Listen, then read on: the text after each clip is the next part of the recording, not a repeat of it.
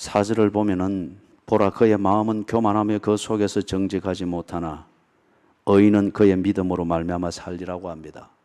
하나님께서 이스라엘에게 결심을 했습니다. 그들이 도무지 감각 없는 자들이 되어버렸습니다. 우선 먹고 살 수 있고 내일을 준비할 가능성들이 있고 그리고 그 속에서 노는 게 재미가 있습니다. 아내로 만족하지 않으면은 밖에 나가서 음욕을 채울 수도 있고 음욕을 채운 걸 두고서 부정을 행했다는 식으로 한편 양심의 아픔을 가지면서 그럴 필요도 없을 정도로 그게 하나의 문화처럼 되었습니다. 가진 자의 특권이고 권력 있는 자의 특권이 되었고 열심히 사는 자의 하나의 지혜가 되는 스트레스를 푸는 지혜로운 방식이 되었기 때문에 충분히 즐기면서 그리고 당당할 수 있는 그런 문화가 되었습니다. 거기에 더하여서 그게 하나님의 축복이고 은혜고 내가 하나님의 사랑을 받는 증거라는 식으로 남이 보기에 더 재미있고 여유 있게 보이고 그리고 더 자기 생각대로 쉽게 살 수 있으면서도 즐길 수 있는 것이 그 사회에서는 하나님의 은혜, 하나님께 복을 받은 자, 목사 될 만한 자격이 있고 장로 될 만한 자격이 있는 자, 그리고 경건한 자, 실력 있는 자, 이렇게 인정을 받는 그런 문화가 되어버렸습니다. 그것 때문에 호세아 선지자가 통곡하며 울었죠. 이 백성이 지식이 없으므로 망하는도다. 그들의 지식은 오도되었습니다. 그래서 음행을 행하고 술을 즐기고 그것으로부터 생기는 감정과 기분대로 마음껏 즐기는 것이 자유고 권리고 하나님의 은혜인 것으로 그들의 신학과 그 다음에 신앙생활과 우리 표현을 하면 교회를 다녀야 되는 그 이유들이 그런 식으로 정리가 되었습니다. 그래서 많지는 않지만은 극히 소수였던 호세아 선지자와 같은 그 시대 바알에게 무릎 꿇지 않았던 7천이 울었습니다. 통곡했습니다. 망하는 것을 보면서, 망하는 것을 보면서 하나님께 자비를 구하며 통곡하며 울었습니다. 그 중에 한 명이 하박국이라는 선지자였습니다. 그래서 하나님께서 하박국 선지자에게 동일한 말씀으로, 동일한 결심으로 말합니다. 네 국가가 망할 것이다. 국가를 그렇게 만든 네 가정이 망할 것이다. 네 가정을 그렇게 만든 네 자신이 망할 것이다. 더 이상 잔재주를 부릴 수 없는 것, 죄인의 길이 통하지 않고 악인의 꾀가 통하지 않고 오만한 자의 자리에 앉아서 거드름을 부리는 그 허세의 권력이 통하지 않는 그 화를 당하게 될 것이다. 그래서 네가 스스로 벗지 못하는 것, 그 화, 전쟁이라는 재난이 벌거벗길 것이다. 그때의 수치스러움 속에서 망하는 길에서 네가 어떻게 살았는가를 보게 될 것이다. 하나님께서 하박국에게 그렇게 말했습니다. 그러면서 복음을 주십니다. 의인은 믿음으로 말미암아 살 것이다. 이 복음 안에 비장한 각오가 있습니다. 그리고 이 복음 안에 치료해야 될 엄청난 대가가 있습니다. 전쟁이고 눈앞에서 망하고 자부심과 자만감과 오만함으로 가득했던 내 속에 비애와 좌절과 슬픔과 후회와 탄식으로 꽉 차 있습니다. 그런 상황에서 어떻게 살 것인가? 네가 정말 의인이었다면, 그래서 의인으로서 평온할 때 실수로서 그렇게 살았다면 이 전쟁과 같은 고난을 통해서 정신이 번쩍 차려졌을 때 네가 의인이었다면 이제 진실로 돌아갈 것이다. 의인은 자기의 믿음, 그 진실한 그 믿음으로 전쟁 중에도 그 믿음대로 살 것이다. 지 마음대로 사는데 입술로만 예수님을 믿고 뭐 눈물을 흘리며 회개했고 그런 경험이 있고 그렇다고 해서 살아남는다, 그 말이 아니에요. 예? 믿음은 절대 그런 게 아닙니다. 예? 믿음대로 산다는 겁니다. 그게 하나님의 뜻이면 그리 산다는 거죠. 그게 하나님의 뜻이 아니면은 무엇라 말할지라도 그렇게 살지 않는다는 겁니다. 이게 믿음으로 말미암아 산다. 예? 사랑하는 여러분, 이 말씀에 근거해서 여러분에게 진지하게 도전합니다. 그렇게 살 수 없을 것 같으면 믿는다고 말을 하지 마십시오. 여러분들이 그렇게 살겠다는 그 결심과 진정, 그렇게 살 수 있는 삶을 헌신할 수 있는 그거 이해가 안 되고 그럴 이유를 모르겠고 그럴 마음이 전혀 없는 것 같으면은 내 생명도 주님께 드립니다, 그런 가사로 된 찬송을 불러서는 안 됩니다.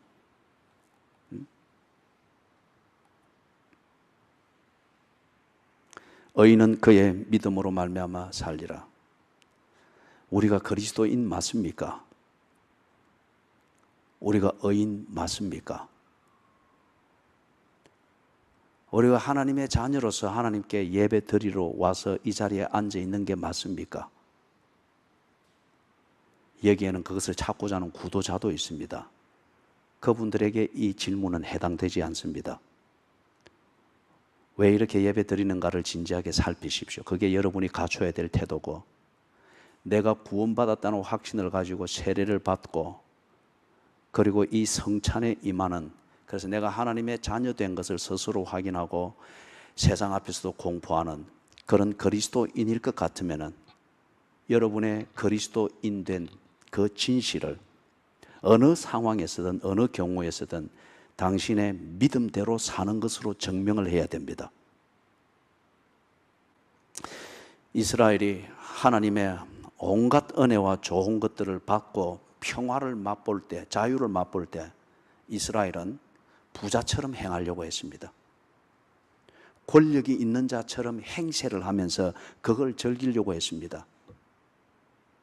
또는 하나님이 보호해 준다는 이게 그들에게 어느 때부터인가 자만심이 되어가지고 좌로 가든 우로 가든 위로 가든 아래로 가든 우리는 언제나 안전하고 승리하고 평화를 누린다는 식의 오만에 젖어가지고 승리자로, 점령군으로서 그렇게 행세를 하려고 했습니다.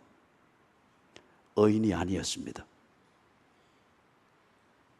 그래서 하나님이 돌이켜라 돌이켜라 그럴 때에 이 사람들이 자기가 하는 것이 옳다고 하는 것을 스스로도 확인을 하고 사람들한테도 그걸 과시하기 위하여서 자기들이 하고 있는 그 처지와 생활을 하나님께 인정받으려고 하지 않고 달리 인정받으려고 바알에게 갔습니다. 세속이 사는 방식으로 갔습니다. 그러니까 바알에게 가서 제사를 드리고 할 때 토속 가나안인들보다 더 분위기 있게 제사를 잘 드리는 거예요.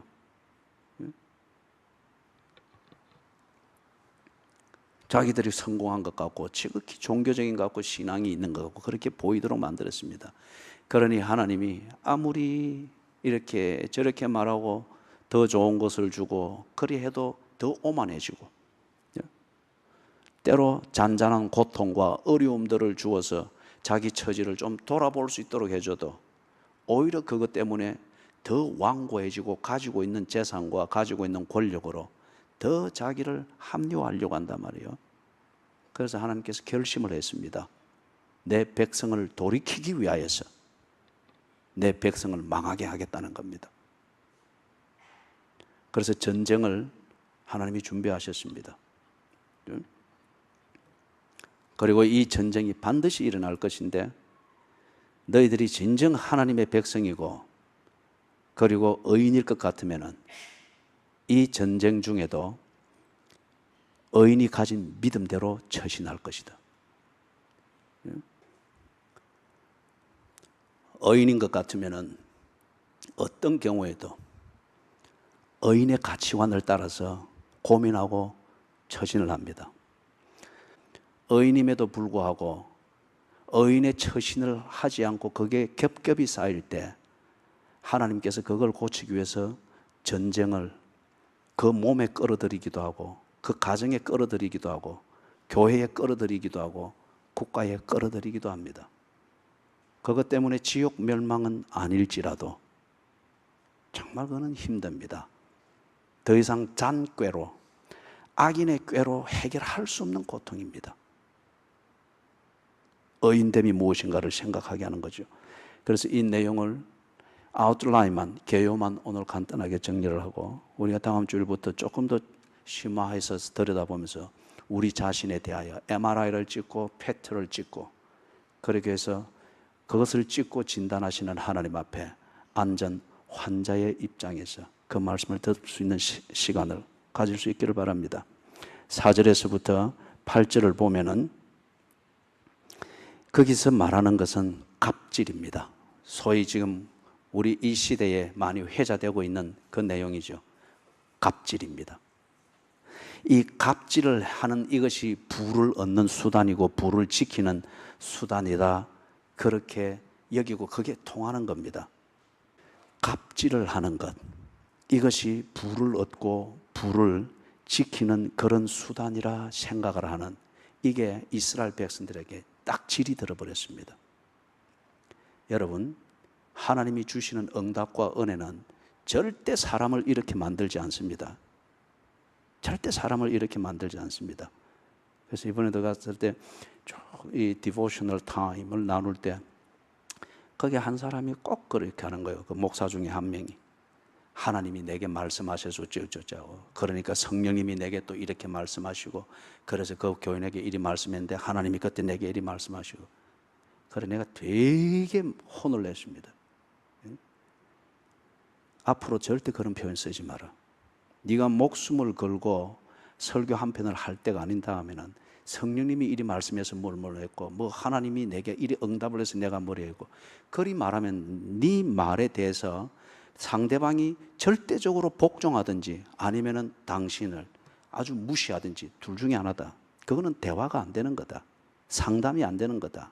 목회 상담에서 목사가 늘 성령이 이리 말해서 이랬고 기도의 응답을 보니까 이렇고 설령 그렇다 할지 그거는 당신의 마음의 확신에 근거지 당신이 하는 말에 그런 믿게 만드는 근거로서 상대방이 그리 말하는 그거는 일종의 갑질이다. 네가 정말 이웃을 사랑하여 교제를 할 것 같으면 앞으로 그런 표현을 해서는 안 된다. 이것도 일종의 교인들의 몸에 붙은 갑질입니다. 돌아가서 이 이스라엘 백성들이 갑질을 하는 이게 뭔가 부의 상징이고 성공의 상징이고 권력을 가진 상징인 것처럼 그게 휘자가 되는 그런 기를 쓰고 소위 말하는 성공을 하려고 하고 수단 방법 가리지 않고 기를 쓰고 갑질하는 것도 배우면서 그런 분위기에 속해가지고 승진하려고 하고 상위를 차지하려고 하고 이게 그 시대에 만연해 버렸습니다. 도무지 기도를 해도 이 갑질할 수 있는 포지션을 위하여서 갑질하는 지혜를 위해서 그들이 기도하고 제물을 바치는 격이 됐다는 거예요. 그래서 그 밑에 6절을 보니까 그러잖아요. 자기 소유 아닌 것을 모은다. 볼모 잡은 것으로 무겁게 짐진 자다. 뭐 카드 긁으면서 폼 잡는 것과 같은 거죠. 이스라엘이 그랬습니다. 오늘날 그리스도인들에게 이게 몸에 붙어 있습니다. 그 다음에 두 번째 지적을 하는 것은 9절에서부터 11절 약육강식. 약육강식은 다른 게 아니고 바로 기회주의자입니다. 약한 자에게는 엄청나게 강하게 행세를 하고 강한 자에게는 살살 빌어붙고 요구하는 대로 살살 입속에 혀처럼 그렇게 따라줘가지고 뭔가 자기가 원하는 자리를 차지하고 입지를 구축하려고 하는 것, 약육강식으로 처세를 하는 이게 기회주의자입니다. 이게 오늘날 이 사회에 얼마나 팽배한지 몰라요. 이스라엘에 이게 만연했습니다. 그들의 기도는 하나님 우리에게 일용할 양식을 주옵시고 그 개념이 뭐였습니까? 오늘도 내가 잡아먹을 수 있는 그래서 내가 딛고 좀 더 높이 볼 수 있도록 만들어줄 수 있는 먹잇감을 그런 사람을 만나게 해주시고 내가 아무리 갑질을 할지라도 내게 저항할 수 없는 먹잇감을 만나게 해주시고 그게 그들이 원하는 일용할 양식이었습니다. 이게 그 시대에 만연했습니다. 이 기회주의자 사고방식이 들면, 몸에 배이면 정말 이 의식을 고치기가 어렵습니다. 기회주의적 처신을 통해서 일단 얻는 것은 있거든요. 그러니까 잘못된 줄 모릅니다. 오히려 자기는 아주 후득한 사람이고 사교적인 사람이고 누구에게나 친절한 그런 사람으로 착각을 하는 거예요. 세 번째 정세는 뭔가 하면 9절에서부터 11절 9절에서부터 11절 말하는 이게 그 기회주의자적 처신, 재앙을 피하기 위하여 높은 데 깃들이며 자기 집을 위하여 부당한 이익을 취하는 자에게 화 있을 것이다. 바로 기회주의자지 않습니까? 그 다음에 세 번째 정세는 뭔가 하면은 12절에서부터 12절, 13절, 14절 거기 나오는 것은 부정축제. 부정축제.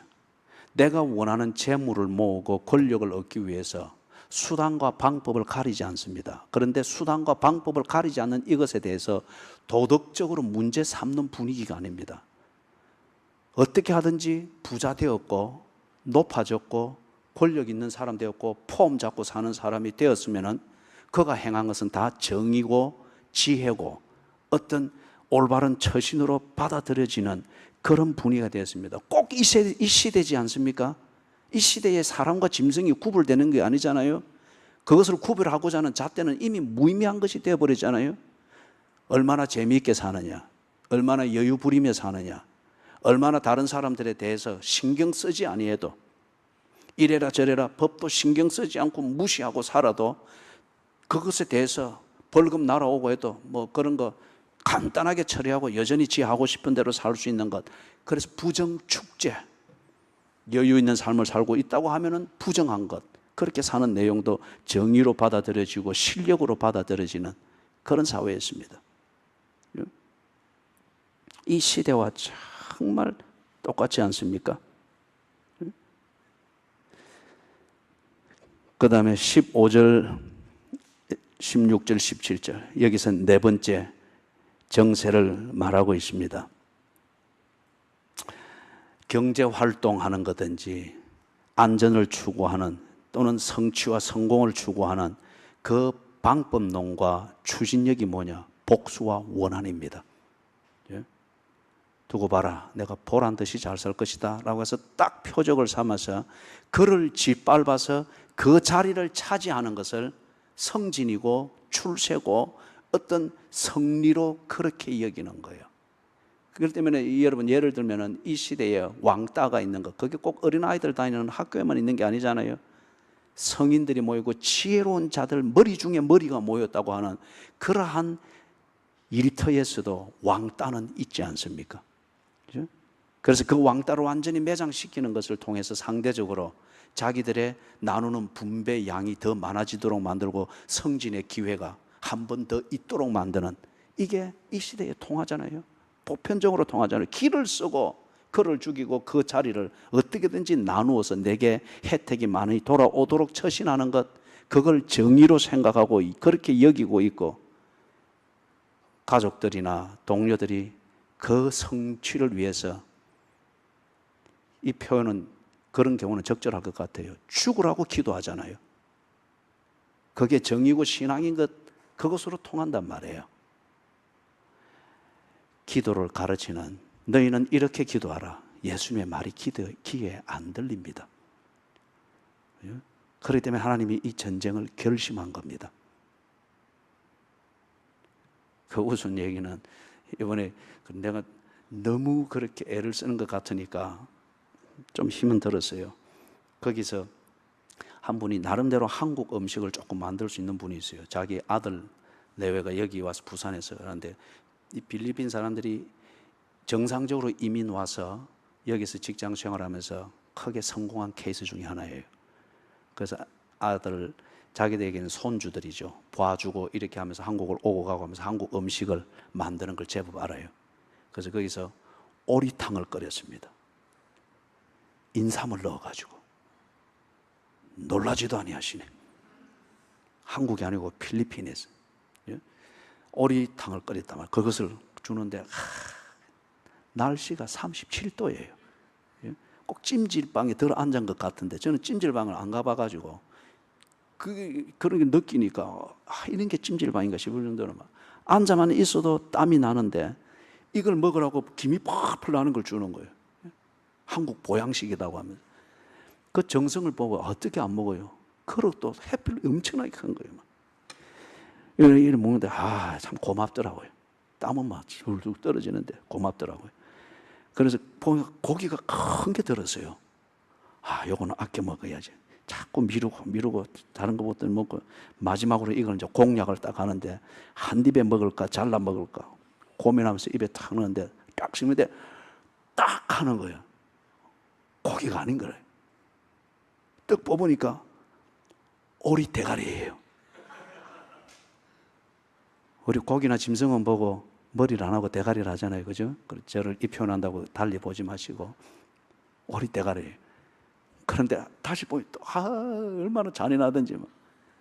눈은 푹 패였고 앞에 나온 주둥이는 칼로 잘라가지고 딱 그리 있는 거예요. 내가 그거를 좀 보고 그래. 반 농담이고 반 진담으로 I hate you. 나는 이제부터 네 미워할 거다. 네 일부러 그거 넣었지. 소리. 그러면서 한편 생각하니까 하나님이 이 모양 저 모양으로 나를 돌이키려고 할 때 내가 우선 편하고 우선 괜찮다는 이 감각만 주장하면서 내 잘못을 못 느끼고 하나님이 내게 이 모양 저 모양으로 돌이키게 하는 그 어도를 못 읽고 여전히 내 길을 고집할 때 꼭 이 오리 대가리처럼 만들지 않겠나 싶은 거예요. 말로 늘 나를 합리화하고 말로 늘 나를 괜찮은 사람처럼 비치면서 그 소리를 내가 다시 에코로 들으면서 내 자신을 위로할 때에 문제는 입이라고 하여 이 오리 대가리의 주둥아리를 딱 자르듯이 늘 보암직도 하고 먹음직 서리기도 한 걸 따라서 하나님이 먹지 말라 한 소리는 잊어버리고 그걸 먹을 수 있는 것이 가능성을 보이는 게 길이라 해서 자꾸 꾸역꾸역 갈 때 삼켜서 눈이 푹 패여진 그 오리 대가리의 눈처럼 나를 그렇게 만들 수 있지 않겠느냐는 거죠. 이게 정말 입맛 떨어지는 얘기고 무서운 얘기지만 여러분이 가슴에 새길 수 있길 바랍니다. 이스라엘이 그것을 자초했어요.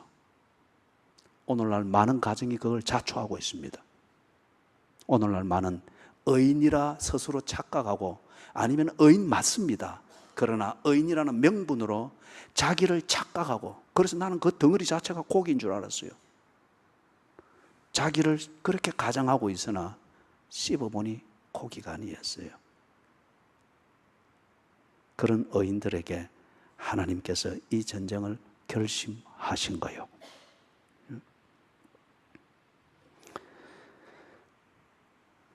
그래서 복수, 원한, 그래서 누구를 타겟으로 삼아서 그를 희생시키는 그게 길이고 성공의 길이라 여기고 그 자리가 비고 그가 내 발등상이 되었을 때 그 위에 서서 무언가를 할 수 있고 더 분배를 많이 가질 수 있게 된 것이 경제적인 성공의 길이고 권력을 얻는 길이다라고 해서 굳이 그 길을 추구를 할 때에 그래서 부정축제되어진 그 재산, 그 권력, 그 지위로서 무언가 내가 여유를 부릴 수 있는 이게 하나님의 은혜고 그게 정의다. 이 세상은 그리 말하고 있습니다. 뭐로 가도 서울로 가면 된다라고 하면서 그게 정의고 그게 기회고 지위라고 말하고 있습니다.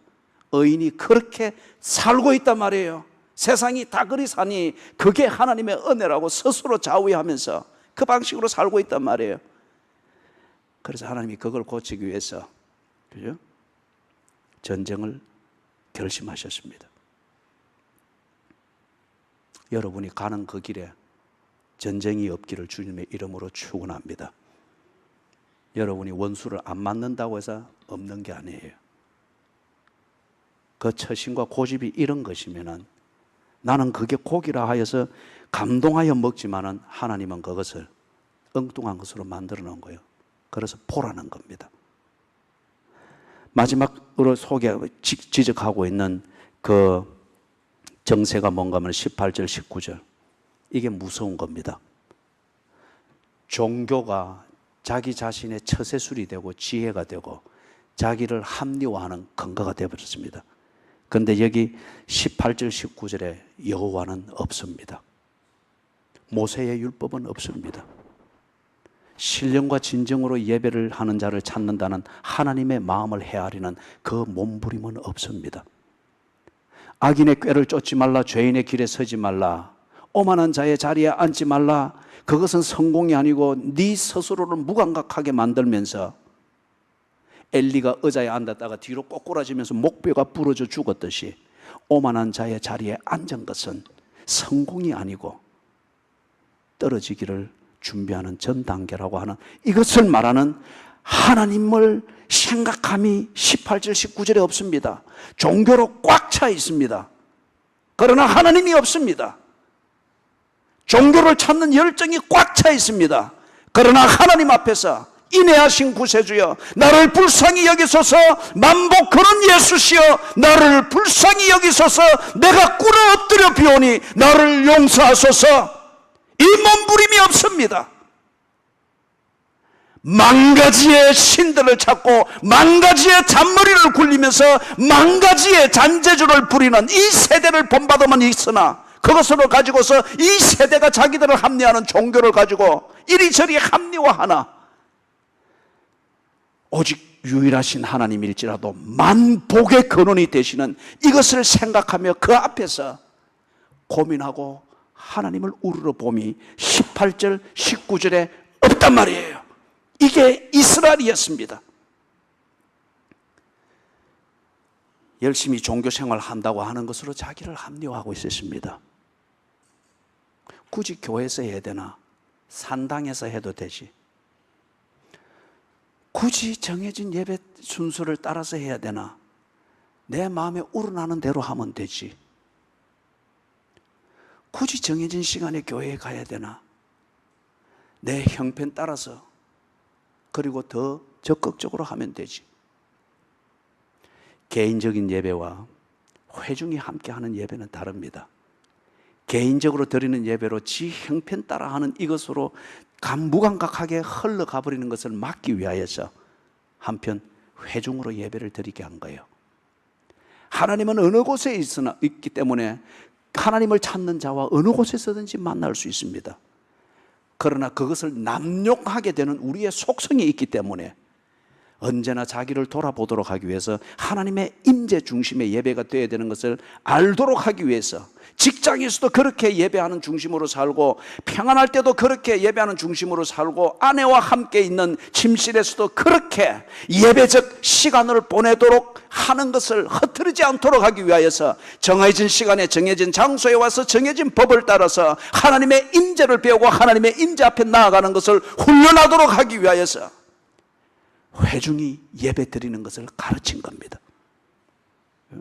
그런데 지금 이 이스라엘이 그것이 불편하니까 모든 세속이 말하는 성공, 출세, 갑질할 수 있는 위치, 여유 있는 삶, 이것을 얻기에는 그것이 너무 불편하니까 반면에 그것에 보다 더 업그레이드된 방식이고 보다 더 문명화되어지고 선진화되어진 그런 방식으로 보이는 예배가 보이고 종교가 보이고 신이 보이는 거예요. 다 넘어가 버렸습니다. 18절 19절입니다. 그렇기 때문에 이들이 여호와의 말씀이 이제 도무지 귀에 안 들어옵니다. 그것보다는 바알의 해결책이 하나님의 은혜로 보입니다. 인터넷이 예배 장소 정말 필요한 교회로 보입니다. 내 귀에 속속 들어오고 내 속에 이런저런 생각들이 잡다하게 일어나고 있는 것, 그것에 대해서 네 하고 싶은 대로 해라. 그게 하나님의 은혜다 말하는 그 설교가 언제나 하나님의 말씀처럼 들립니다. 이러면 망한 거예요. 망하기 전에 망하는 것이 무엇인가를 하나님이 보여주시겠다는 거예요. 그래서 전쟁을 결심하셨습니다. 하나님의 궁극적인 목적은 그 백성들을 진정한 망함으로부터 돌이키기 위해서입니다. 사랑하는 여러분, 다음 주부터 해서 이 부분에 대해서 우리 자신을 정확하게 좀 MRI를 찍고 CT 촬영을 할 수 있기를 바랍니다. 간절히 원하기는 하나님은 사랑입니다. 하나님은 사랑이기 때문에 전쟁을 결심하십니다. 사랑이기 때문에 하나님은 자기 백성이 망하는 것을 원치 않습니다. 네 그대로 살면 망한다고 하는 것을 가르치기 위하여서 망하는 게 무언가를 배우게 하십니다. 시편 1편에서 그렇게 말하죠. 시편 1편 1절에서 복 있는 자는, 그 복 있는 자가 시편 1편 6절에서는 의인으로 달리 표현됩니다. 의인은 악인의 꾀를 쫓지 않습니다. 의인은 죄인의 길에 서지 않습니다. 의인은 오만한 자의 자리에 앉지 않습니다. 그런 걸 성공이고 출세로 여기지 않습니다. 의인은 어느 경우에서든지 믿음으로 삽니다. 의인은 어느 경우에서든지 의인이 살아야 될 그 가치관, 그 우선순위를 따라서 처신합니다. 그를 하나님은 복 주시겠다고 하셨습니다. 의인의 길은 형통할 것이라고 했습니다. 여호와께서 인정할 것이라고 했습니다.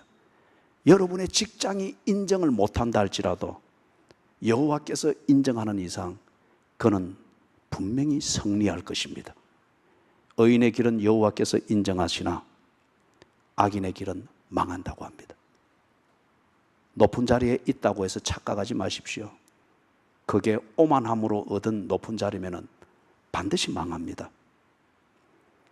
선택할 게 많은 길을 내가 가고 있다고 해서 지혜롭다고 착각하지 마십시오. 그게 죄인의 길이면 반드시 지옥입니다. 내가 위기를 잘 넘기는 수단이 많다고 하여서 은혜 받고 있다고 착각하지 마십시오. 그 잔재주 부림이 악인의 그것과 동일하다면은, 그렇죠? 당신도 비참한 드라마의 그 주인공의 종말처럼 그 악인의 꾀로 당신의 발을 찢게 될 것입니다. 의인은 악인의 꾀를 쫓지 아니하며 죄인의 길에 서지 아니하며 오만한 자의 자리에 앉지 아니합니다. 의인의 길은 여호와께서 인정하십니다. 그러나 악인은 망할 것입니다. 이걸 보여주기 위해서 예수께서 십자가 위에서 망하는 것이 무엇인지를 보여주었습니다. 그리고 망할 길을 자초하고 있는 자들아 그 길에서 돌아와 여호와께로 오라고 합니다. 의인의 길로 돌아오라고 합니다. 이걸 보여주기 위해서 예수께서 십자가 위에서 망하는 것을 보여주었단 말이에요. 오늘 이 성찬대로 나올 때에 이 말씀을 생각하면서 이 말씀에서 하나님이 하박국을 통해 보여준 5가지의 징조가 내게 몸에 배어 있는지를 살피시고 이 망할 세포를 씻어내시는 하나님의 그 열심, 하나님의 사랑, 떡을 먹고 잔을 마시면서 새기게 되기를 주님의 이름으로 축원합니다. 아멘.